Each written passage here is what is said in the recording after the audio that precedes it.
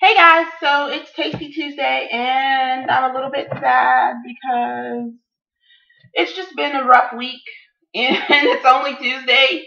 Um, and I have to cook, so I'm gonna go ahead and cook. What we're gonna do now is I'm gonna make a stuffed hamburger um, and some steak fries, and that's what I'm gonna make. Um, so earlier in the day, I basically cut a large baking potato into long steak fry strips. I laid that out on some paper towel, or actually on a clean kitchen towel, and salted them. The reason that you do this, or you can put it in a container and you can put salt and vinegar on it. What you do is it just tenderizes the potato a bit, makes it easier for cooking, and that's how you get that crunchy, crisp bite to a good fry, is that it's not a fresh fry. The best fries are always usually soaked overnight in a salt, vinegar, or salt solution. You can use lemon. If you use lemon and vinegar in the solution, your fries won't turn color. I personally don't worry about that. But it draws out a lot of the moisture and it tenderizes the fry. So you can do that overnight if you're going to have a fish fry or cookout or something where you're going to cook homemade fries. Try it. Cut your fries up. Put them in a container with just a salt solution. Just heavily coat them with salt and put some paper towels in and watch the moisture drain out of them. Of course, you want to rinse them off really, really well before you fry them. And then you're going to flash fry them. You'll drop them in, fry them, lift it up, and then fry them again. And you'll get a really, really crispy fry. So I've got those cut up. And I've got I have a deep fryer, and I don't feel like using it. So I have a pan with a couple of, about an inch or so of olive oil in it, and we're going to fry those fries in olive oil because it's a little healthier. And I'm trying to do that. One of my new favorite seasoning mixes, and you have to be careful. You can get one with the blue lid on it, is McCormick's. Makes burger seasonings. This is a Worcestershire, see, I have to stop and think about that word, Worcestershire pub burger. And the mix contains cracked black peppercorns, mustard, salt, dry Worcestershire, brown sugar, vinegar, molasses, all that business in it. This is about a pound of ground beef. It's 93.7, so there's only 7% fat. It's 93% lean, which is better for you. Usually when I make burgers, when I'm making them for friends and family, we do the leanest meat that we can get. Sometimes we get the meat from my in-laws, and so we end up with a beefalo burger, which is almost 100% lean. So there's no fat mixed into the meat. And then we mix a ground pork in. Makes the best texture and flavor on the burger. But this is just lean ground beef. Nothing special, right? About a tablespoon of, and probably not even a tablespoon really, a couple of teaspoons of that burger mix. I happen to like a little bit of a more of an oniony flavor, but I don't like raw onions mixed in my burger. So we're going to use a little bit of garlic powder and a little bit of onion powder. I don't like onion flakes. And we're going to mix that up. Now, I'm not going to use that whole pound because I'm not going to eat a pound burger. I'm only going to eat a small burger because you can't eat a pound burger. Once the meat is mixed, we're going to take a pretty good portion. That's like 1/8 of a pound. Sort of making a ball, shaping it in a patty with my hand. Here's the fun part. It's almost one trick that you do when you're making really thick burgers is you shape the burger and then you thin out the middle with your fingers. What that does is it keeps it from cooking up that hump in the middle of your burger. The other thing is that's the way you kind of mesh it out to stuff a burger. Now, I only used like an eighth of that pound, or a quarter of that pound, right, is what I told you that we pulled out. I can actually eat a half-pound burger. What I'm adding to this is this little wedge of cheese. This is a soft Swiss cheese. It's actually a Laughing Cow cheese and French onion. We're going to put that in the middle of the burger. And I'm going to take another quarter pound, just a little bit, and we're going to top that burger and seal that cheese inside. You can use, I like a soft cheese because I like it to be gushy. I like the cheese to ooze out. You can use a thicker cheese. I'm going to put cheese on top of my burger. So, I've shaped my patty. I've got my pan heating with just a bit of olive oil in it. Because this is so lean, you do need some oil in there to cook the burger. And once that's hot, we're going to put this burger in the pan. I do not do rare or medium rare burgers. I'm not Guy Fieri. I'm not any chef on the planet. If this was a fresh steak and I ground it myself, potentially for someone else, I would cook the burger to a medium rare.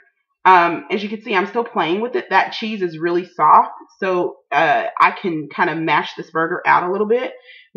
I'm just mashing it out just a bit more because it's going to shrink as it cooks. Skillet's hot. I'm going to put that burger right down in there, and because I don't want to get popped everywhere, I've got an oversized lid because this skillet didn't come with a lid.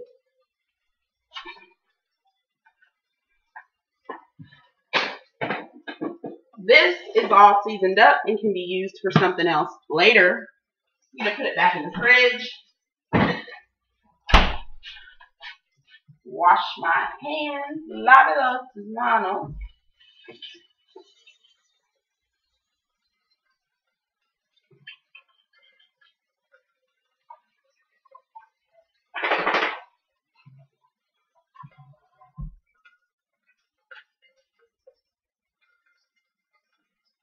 And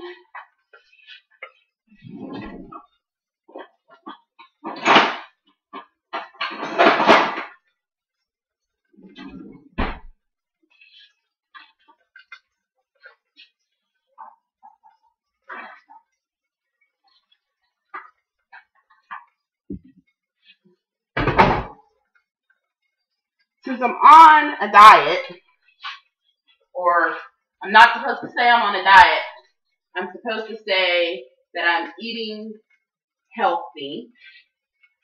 I'm not going to cook all of those fries. I'm only going to cook a small portion of them. And then I'll have some for later. They are freezable, and so that's what we're going to do. This is going to be a bunless hamburger. So that means I'm not going to have a bun. It's just going to be a hamburger. Once the burger is actually done, I'm going to grill some onion and some mushrooms and top it with cheese and all that yummy good stuff. So here's the fries, and I'm only going to take a few. I'm going to take one and test to see if the oil is hot enough and it bubbled up around the fry. So I'm just going to take a few and drop them in.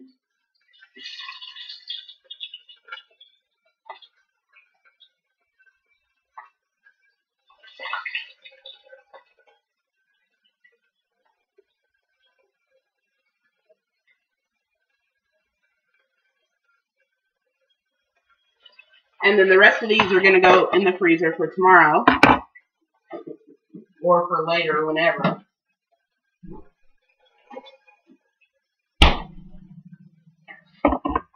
So those fries, I dropped them in.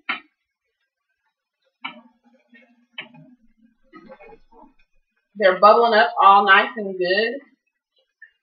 I'm going to pull them out and drain them in a little bit after a couple of minutes and let them cool down.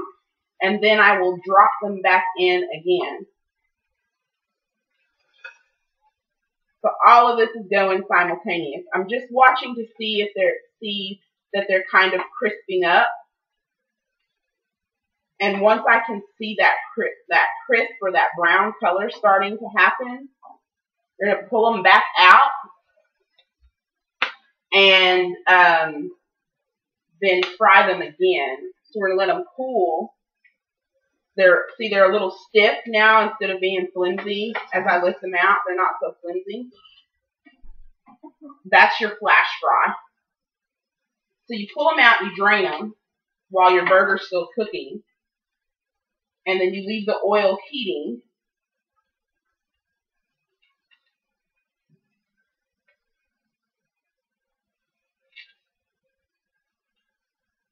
And then we're going to fry them again.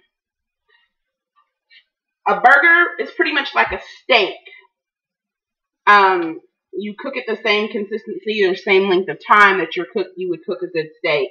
You don't flip it a whole bunch of times. You only want to flip it once.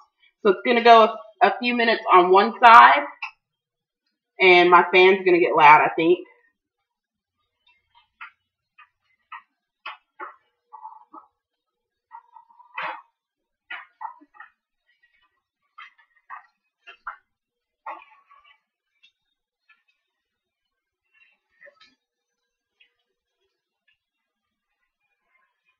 Because the meat is so lean, it's actually going to cook faster than in a meat that has more fat in it.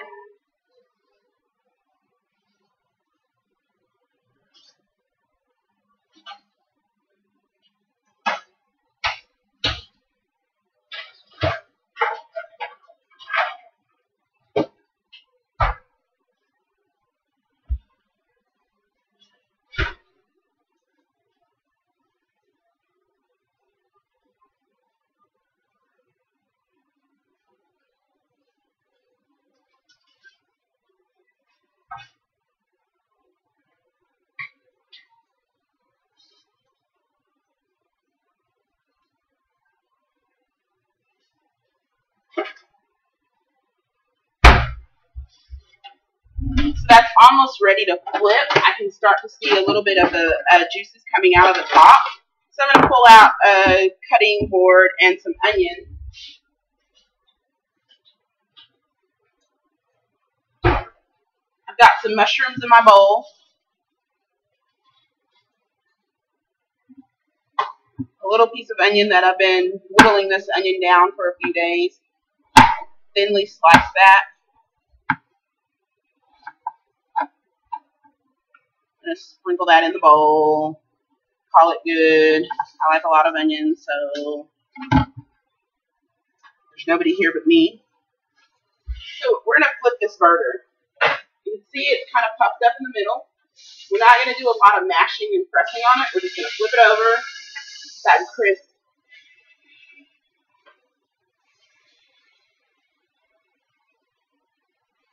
We're going to turn it down just a skosh. And here's how you make sure you get your burger. This is where the fun stuff comes. I've got some cheese here. And that burger's pretty much done because it's so lean. So what we're going to do at this point is I'm going to top it with my Happy Fun cheese that I get from the deli. This one is a smoked Haverty, Havarti.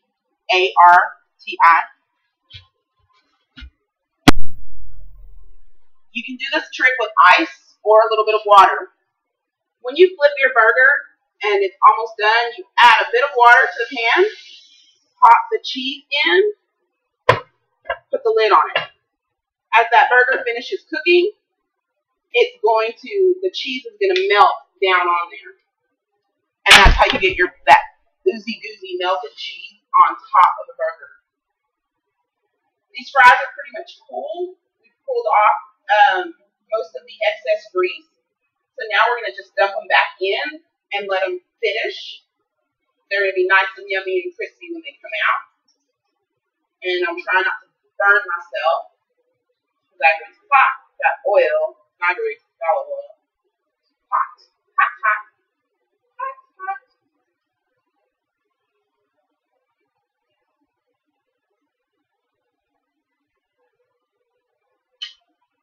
And those are going to fry until they're crispy golden brown. We'll pull them back out. I'm actually going to get something else to drain them on.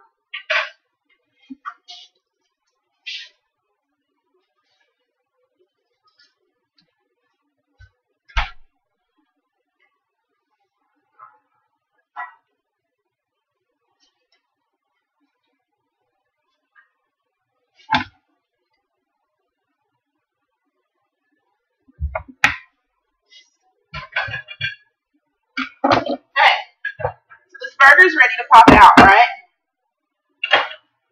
Check that out. Bubbly, cheesy good. When I get ready to cut into that,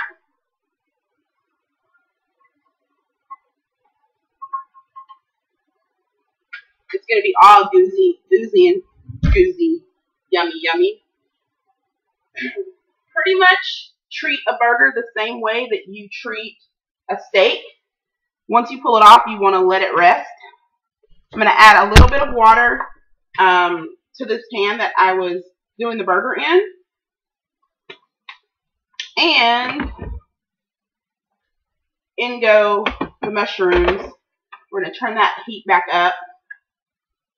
And we're just going to saute the mushrooms and the onions quickly in that same, in the leftover juices from the burger. Turn that up, put the lid back on it so that it steams real quick and good. And we're going to turn the fire off on these fries. Slide this over. Pull these out.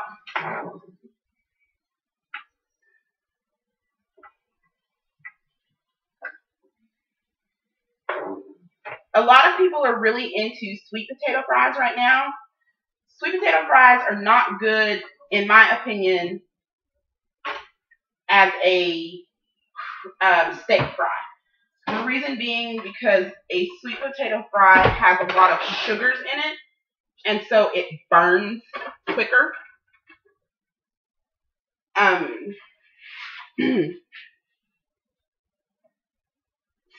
In order to get it cooked so that it's crisp, so that it's crispy, you actually need to cut it thinner. You can do the same process of salting them overnight so that they're tenderized, and then they'll cook faster because there's less moisture left in them, but they still need to be sliced fairly thin so that you get a crisp fry.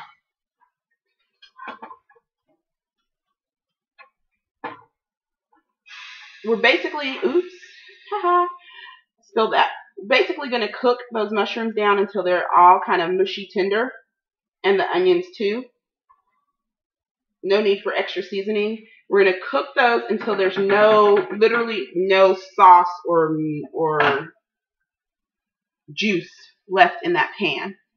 So we're going to let that go, and I'm going to show you my French fries. So there are my fries, and as you can see, they're crispy on the outside, and then they're soft and done on the inside. And so now they just need a little bit of fry seasoning, some Cajun seasoning or salt. They're done. And I'm actually just gonna dump those on the plate right there.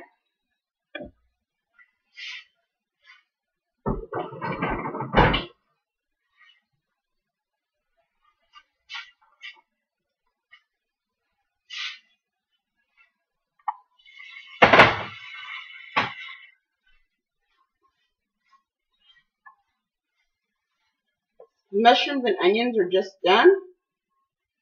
For me, that's plenty. A lot of people like them cooked a little longer because they like it mushy soft. I don't. I kind of like to have some texture and a little bit of crunch.